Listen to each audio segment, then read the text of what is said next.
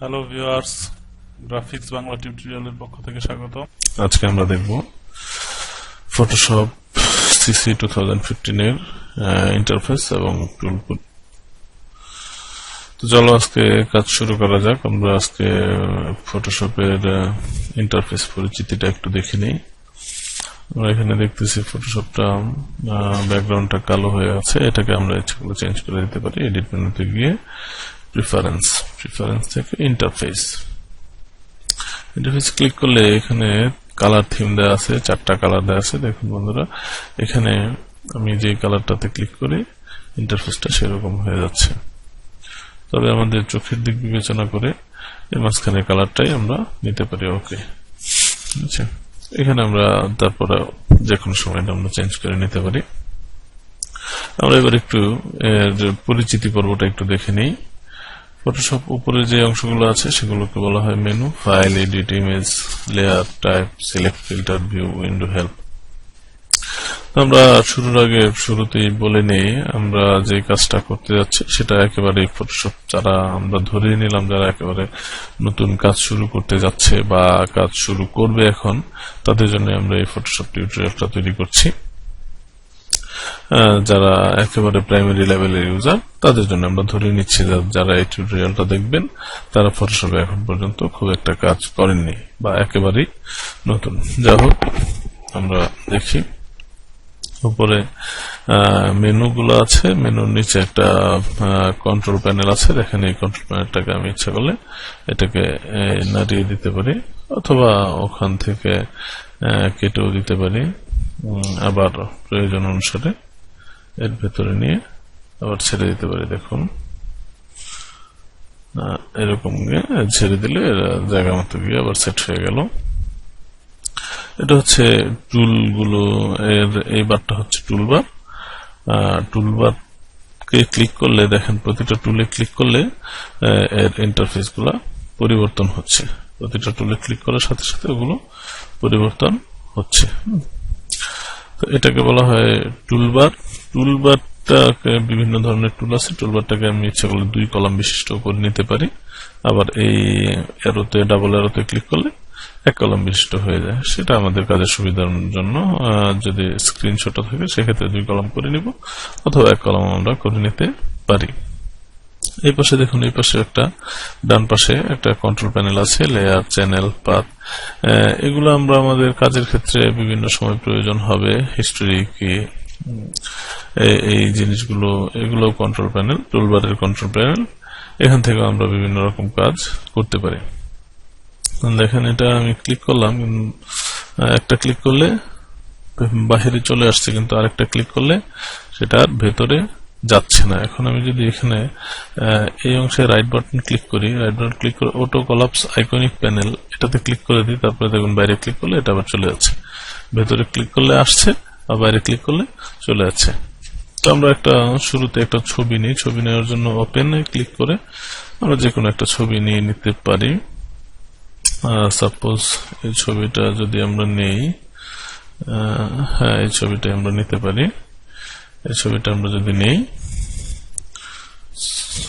ছবির সাইজটা একটু বড় আচ্ছা, যাই হোক বড় থাকুক, সমস্যা নেই। আরেকটা আমরা নতুন পেজ নিয়ে নিলাম, নিউ। ওকে, নতুন পেজটা অবশ্য না নিলেও চলবে। আচ্ছা, আমরা এই ছবিটা দিয়ে দেখি। এখানে দেখুন ছবিটা নেওয়ার সাথে সাথে এখানে একটা ব্যাকগ্রাউন্ড চলে এসেছে। লেয়ার অপশনে একটা ব্যাকগ্রাউন্ড চলে এসেছে এবং ব্যাকগ্রাউন্ডটা লক করা। আমি লকটাকে উঠিয়ে দিই, লকটাকে উঠিয়ে দিলাম। এটা এখন একটা লেয়ার তৈরি হয়ে গেল। ব্যাকগ্রাউন্ড এবং লেয়ারের পার্থক্যটা হচ্ছে, দেখুন আমি আবার লক করে দিই এটাকে, কন্ট্রোল জেড চেপে আমি লক করে দিলাম, আগের অবস্থা ফিরে গেলাম। এখন দেখুন এটাকে মুভ টুল দিয়ে সরাতে গেলে সে একটা মেসেজ দেয়, could not use the move tool because the layer is locked. কারণ এই লেয়ারটা লক করা আছে, এখন তাকে টানলেও সে আর সরবে না। কিন্তু আমি যদি এই লকটাকে উঠিয়ে দিই, উঠিয়ে দিলে দেখুন এখন তাকে আমি মুভ টুল দিয়ে সরাতে পারছি। এখন তাকে আমি মুভ টুল দিয়ে সরাতে পারি, ডানে বামে যে কোনো দিক আমি তাকে নিতে পারি ছবিটাকে। তো মুভ টুলের কাজটা আসলে এটাই। মুভ টুল দিয়ে এখানে আমরা শুধু যে টুলগুলো মোস্ট ইম্পর্টেন্ট ভালো কাজ মানে আমাদের কাজের ক্ষেত্রে প্রয়োজন সেই টুলগুলোই আমরা শুধু দেখাবো, এর বাইরে আমরা আসলে কিছু দেখাবো না। প্রয়োজনীয় টুলগুলো নিয়ে আমরা আলোচনা করব। মুভ টুল দিয়ে ছবিগুলো আমরা সরাতে পারি। আমরা নিউ একটা পেজ নিয়েছিলাম, সেটা আমরা নিলাম ধরেন। এখন এই ছবিটাকে যদি আমি ওখানে নিতে চাই তাহলে মুভ টুল দিয়ে জাস্ট ড্র্যাগ করে ওর উপর গিয়ে ছেড়ে দিলেই ছবিটা চলে আসবে। ছবিটা এখানে চলে আসবে। ছবিটা অনেক বড়, ডিএসএলআর ক্যামেরা দিয়ে তোলা তো অনেক বড় ছবি। যা হোক, চলে এসেছে ছবিটা। ঠিক আছে, এই ছবিটা আমরা মুভ করাতে পারছি, যে কোনো দিকে আমরা এই ছবিটা মুভ করাতে পারি। আচ্ছা, তারপরে ধরুন সিলেকশন টুল। এই টুলটাকে বলে সিলেকশন টুল, মার্কিউ টুল অথবা সিলেকশন টুল বলা যায়, কারণ এটা দিয়ে সিলেক্ট করা হয় বিভিন্নভাবে, বিভিন্ন রকম সিলেক্ট করা যায়। রেক্টেঙ্গুলার মার্কিউ টুল, ইলিপ্টিক্যাল মার্কিউ টুল, সিঙ্গেল রো মার্কিউ টুল আর সিঙ্গেল কলাম মার্কিউ টুল। এই দুইটা টুলের আমাদের তেমন কোনো প্রয়োজন নাই, ওই দুইটা টুল দিয়ে আমরা মাঝে সাঝে কাজ করতে পারি। দেখুন, রেক্টেঙ্গুলার মার্কিউ টুল আমি সিলেক্ট করে এই ছবিটার উপর একটা ধরেন আমি এর মাথা অংশটা সিলেক্ট করব। সিলেক্ট করে এখন যদি আমি এটাকে অন্য কোথাও নিতে চাই, ধরেন মুভ টুল দিয়ে জাস্ট এটাকে ড্র্যাগ করে নিয়ে এর উপর ছেড়ে দিলাম, এই চলে আসলো। দেখতে পাচ্ছেন এই যে ছবিটা ছোট হয়ে চলে আসছে। কন্ট্রোল টি চেপে আমি ট্রান্সফর্ম করে ছবিটা বড় করে নিতে পারি। দেখছেন এই ছবিটা এরকম চলে এসেছে। আবার ধরেন আমি যদি এই লেয়ারটাকে অফ করে দিই, আবার এই লেয়ারে কাজ করি, রেক্টেঙ্গুলার এলিপ্টিক্যাল মার্কিউ টুলটা নিই। এলিপ্টিক্যাল মার্কিউ টুলটা নিলে এটা রাউন্ড হয়। রাউন্ড হলে এখন এটাকে যদি আমি কন্ট্রোল জে চাপি, কন্ট্রোল জে চাপলে দেখেন এর একটা রেক্টেঙ্গুলার মার্কিউ হয়েছে, অর্থাৎ এটা একটা কপি হয়েছে। কন্ট্রোল জে চাপলে একটা নতুন লেয়ার নিয়ে একটা কপি হয়। যে অংশটুকু সিলেক্ট করা থাকে সেই অংশটার একটা কপি তৈরি হয়। তো এটা আমরা দেখলাম রেক্টেঙ্গুলার মার্কিউ টুল আর এলিপ্টিক্যাল মার্কিউ টুল। ওই সিঙ্গেল রো বা সিঙ্গেল কলাম মার্কিউ টুল ওগুলো তেমন একটা কাজে আসে না, সেগুলো আমরা খুব একটা দেখবো না। তারপরে আসেন আপনারা এখানে দেখেন একটা টুল আছে লেসো টুল, মার্কিউ টুলের নিচে একটা টুল আছে লেসো টুল। আরেকটা বিষয় এখানে একটু খেয়াল করবেন, দেখেন টুলগুলোর সাথে একেবারে কোণা দিয়ে একটা ছোট্ট করে অ্যারো চিহ্ন বের হয়েছে। যে টুলগুলোর সাথে অ্যারো চিহ্ন আছে তার মানে এর ভেতরে আরো কোনো চিহ্ন আছে। এইটাকে জাস্ট একটু ক্লিক করে ধরে রাখবেন, ধরে রাখলেই ওই বাকি টুলগুলো দেখাবে। অথবা এই টুলের উপর রাইট বাটন ক্লিক করলেও বাকি টুলগুলো চলে আসবে। মাউস বাটনে রাইট বাটন ক্লিক করলে বাকি টুলগুলো চলে আসবে। তিনটা লেসো টুল আছে, একটা লেসো টুল, একটা পলিগনাল লেসো টুল আর একটা হচ্ছে ম্যাগনেটিক লেসো টুল। লেসো টুলটা দিয়ে দেখেন আমরা কি করতে পারি, একটা ছবিকে আমরা সিলেক্ট করতে পারি। জাস্ট এটা ফ্রি হ্যান্ডে আমরা একটা ছবিকে সিলেক্ট করতে পারি, যে কোনো দিকে আমার খেয়াল খুশি মতো আমি একটা ছবির যে কোনো অংশ আমি সিলেক্ট করতে পারি। এই দেখেন ছবিটা সিলেক্ট হয়ে গেল। এখন আমি কন্ট্রোল জে, কিবোর্ডের কন্ট্রোল ওই লেয়ারটা সিলেক্ট করা ছিল, আমরা এই লেয়ারটা সিলেক্ট করে নিই। কন্ট্রোল জে চাপলে দেখেন এই ছবিটা আলাদা হয়ে গেছে। বাকি দুইটা লেয়ার আমি ডিলিট করে দিলাম। এখন দেখেন এখানে দুইটা লেয়ার আছে, শুধু কন্ট্রোল জে চেপে আমি যতটুকু অংশ আলাদা করেছি এই যে দেখুন ঠিক ততটুকু অংশই এখানে দেখা যাচ্ছে, আচ্ছা, তারপরে আমরা আসি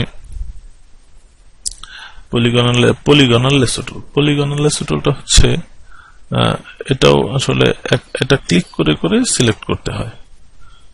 একটা জায়গায় ক্লিক করবেন। অনলি লেসো টুল যেটা ছিল সেটা শুধুমাত্র এর উপর একবার ক্লিক করে ড্র্যাগ করে গেলেই হয়, কিন্তু এটা হচ্ছে আমি যতটুকু অংশ সিলেক্ট করতে চাই সেই অংশটার উপরে গিয়ে ক্লিক করতে হবে। অনেকটা পেন টুলের মতো কাজ করে, কিন্তু পেন টুলের মতো অতটা স্মুথ না। এভাবে আমি ক্লিক করে করে সিলেক্ট করতে পারি। সিলেকশন আমি এখানে জোড়া দিয়ে দিলাম।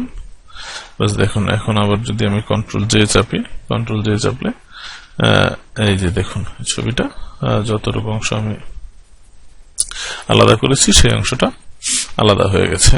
এটা হচ্ছে পলিগনাল লেসো টুল। আমরা আবার ওই দুইটা লেয়ার আমাদের দরকার নেই, ওই দুইটা লেয়ার আমরা কেটে দিই। এখন আমরা দেখবো আরেকবার ম্যাগনেটিক লেসো টুল। ম্যাগনেটিক লেসো টুলটার কাজ হচ্ছে এটাও সিলেকশন করেই, তবে একটা ক্লিক করব, সে অটোমেটিক্যালি ব্যাকগ্রাউন্ডের দেখেন ওই অংশগুলো সে ধরে নিচ্ছে।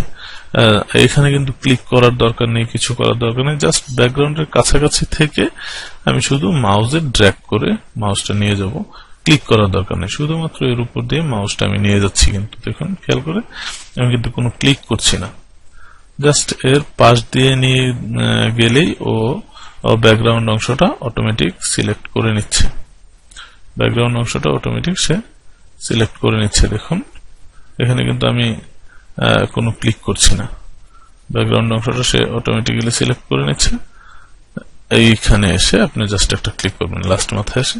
এখন দেখুন ম্যাগনেটিক টুল দিয়ে সিলেক্ট করাটা কিন্তু অনেক সহজ, এবং ওই দুইটার চাইতে এটা কিন্তু অনেক ভালো কাজ করে। এখন কন্ট্রোল জে প্রেস করেন, কন্ট্রোল জে প্রেস করে এটা যদি আমরা এটা বন্ধ করি, এখন দেখেন এই ছবিটা কিন্তু খুব সুন্দরভাবে কাটা হয়েছে। আমরা এই ম্যাগনেটিক লেসো টুল দিয়ে বিভিন্ন ভাবে ব্যাকগ্রাউন্ড থেকে ছবি আলাদা করতে পারি ম্যাগনেটিক লেসো টুল দিয়ে। আচ্ছা, ওই লেয়ারটাকে আমি ডিলিট করে দিই, ওটার দরকার নেই, আমরা একটা লেয়ার নিয়ে কাজ করবো এখন। আচ্ছা, তারপরে লেসো টুলের নিচে দেখেন কুইক সিলেকশন টুল আর ম্যাজিক ওয়ান টুল, দুইটা টুল আছে, কুইক সিলেকশন টুল আর ম্যাজিক ওয়ান টুল। আমি যদি কুইক সিলেকশন টুলটা নেই, দেখুন এটা একেবারে ছোট হয়ে আছে, এটাকে আমরা বড় করতে পারি। রাইট বাটন ক্লিক করে আমরা ওই সেকেন্ড ব্র্যাকেট, ডান পাশের সেকেন্ড ব্র্যাকেটটা প্রেস করলে এটা বড় হবে, আর বাম পাশের সেকেন্ড ব্র্যাকেটটা প্রেস করলে ছোট হবে। আমরা এই টুলগুলো দিয়ে দেখুন জাস্ট একটা ড্র্যাগ করে সিলেক্ট করে দিলেই এটা বাইরের অংশটা ব্যাকগ্রাউন্ডটা সিলেক্ট হয়ে গেছে। এখন যদি আমি কিবোর্ড থেকে ডিলিট প্রেস করি, দেখুন ছবিটা আলাদা হয়ে গেছে। কিবোর্ড থেকে ডিলিট প্রেস করলে ছবিটা আলাদা হয়ে গেছে। আচ্ছা, আমি এবার কন্ট্রোল জেড চেপে দিই কিবোর্ড থেকে।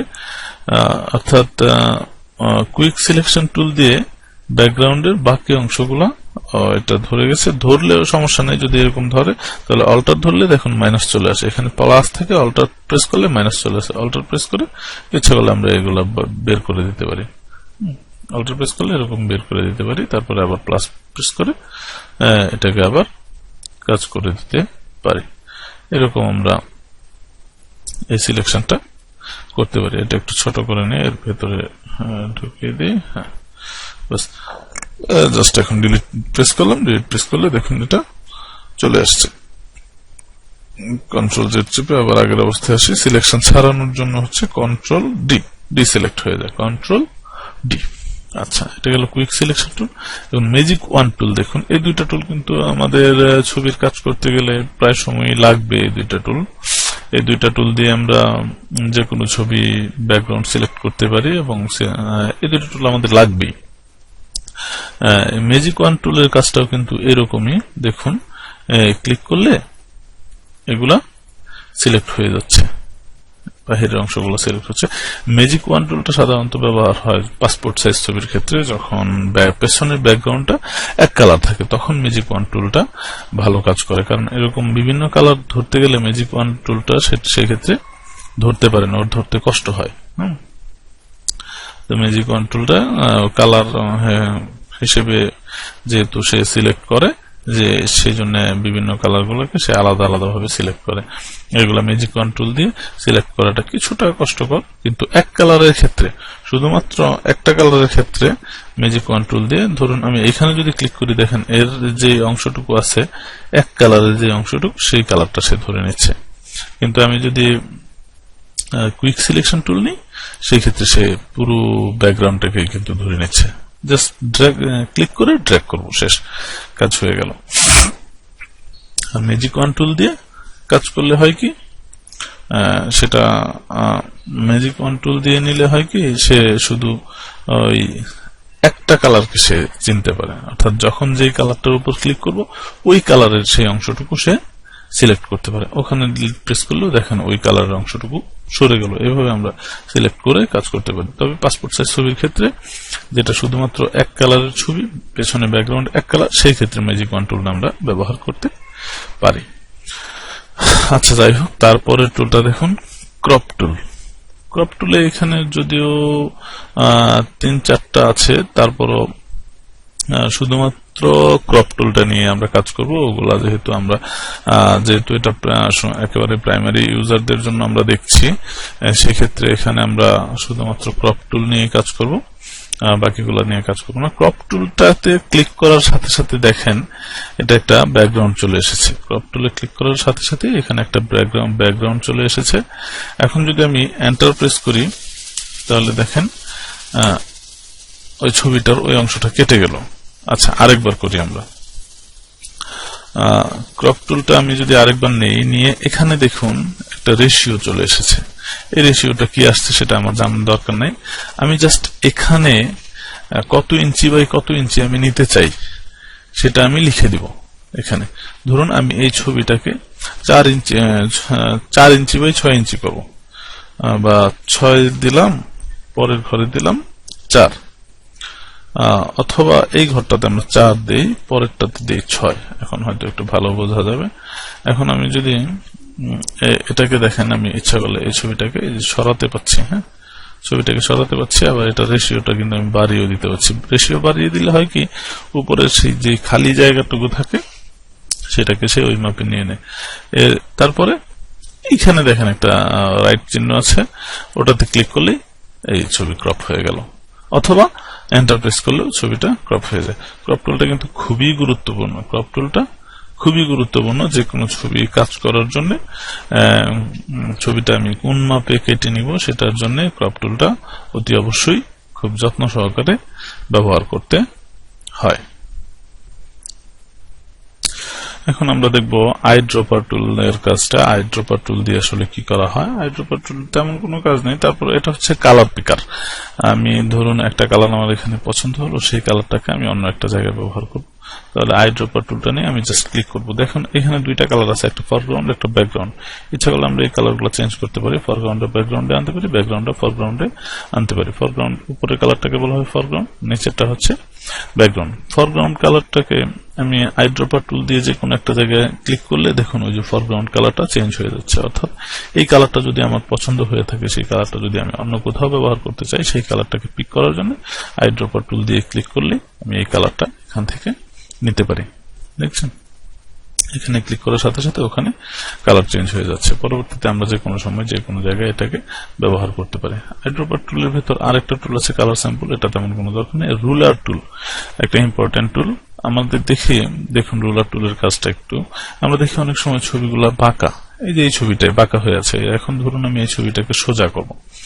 এখন এখান থেকে আমি জাস্ট রুলার টুলটা নিব, আমি এখানে একটা ক্লিক করব, জাস্ট ড্র্যাগ করে এর সোজা একটা ক্লিক করব, অর্থাৎ যে কোনো একটা লাইন ধরে আমি ক্লিক করলাম। ক্লিক করার পরে ইমেজে গিয়ে আমি ইমেজ রোটেশন থেকে আরবিট্রি এটাতে আমি ক্লিক করলাম। অরবিট রে এটাতে ক্লিক করার সাথে সাথে দেখুন এখানে একটা অ্যাঙ্গেল চলে এসেছে। মাপটা অটোমেটিক্যালি সে নিয়ে নেয় এবং ওকে দিয়ে দিলে দেখুন ছবিটা সোজা হয়ে গেছে। ছবিটা এখন সোজা হয়ে গেছে। এরকম ভাবে যে কোনো বাঁকা ছবিকে কিন্তু আমরা সোজা করতে পারি। যে কোনো বাঁকা ছবিকে আমরা সোজা করতে পারি। তারপরে টুলটা দেখুন, এটা এখানে একটা টুল আছে, এটাকে বলা হয় স্পট হিলিং ব্রাশ টুল।